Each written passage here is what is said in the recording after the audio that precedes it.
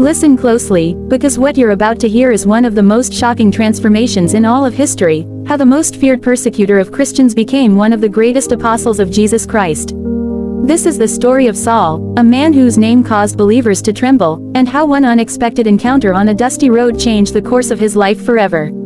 Saul's story begins in the ancient city of Tarsus, a busy and influential place known for education, culture, and trade. He grew up in a devout Jewish family and was trained from childhood to know the laws of God. As a young man, Saul stood out among his peers. He was passionate, intelligent, disciplined, and determined to defend everything he believed was right.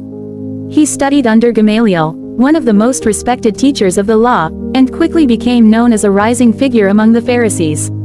To Saul, the teachings of Jesus were not just strange, they were dangerous.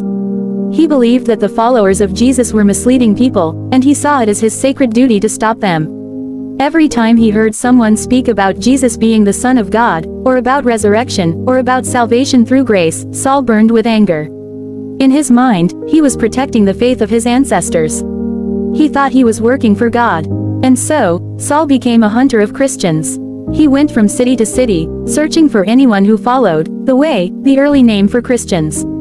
When he found them, he dragged them out of homes, separated families, and threw them into prisons. Some were beaten, some were threatened, some faced death, and through it all, Saul stood proud, believing he was fulfilling God's mission. One of the most unforgettable moments happened when Stephen, a man full of faith and the Holy Spirit, became the first Christian martyr. The crowd stoned Stephen to death for preaching about Jesus, and Saul was there, standing firmly, giving his approval, his eyes filled with certainty. That moment fueled him even more. Stephen died praying, "Lord, do not hold this sin against them," but Saul was unmoved. His heart was hardened, his mind was locked in its mission. As the early church grew, fear grew with it, fear of Saul. His name alone carried terror. Families whispered, "Hide, Saul is coming." People fled their homes. Christians gathered secretly, praying that God would protect them.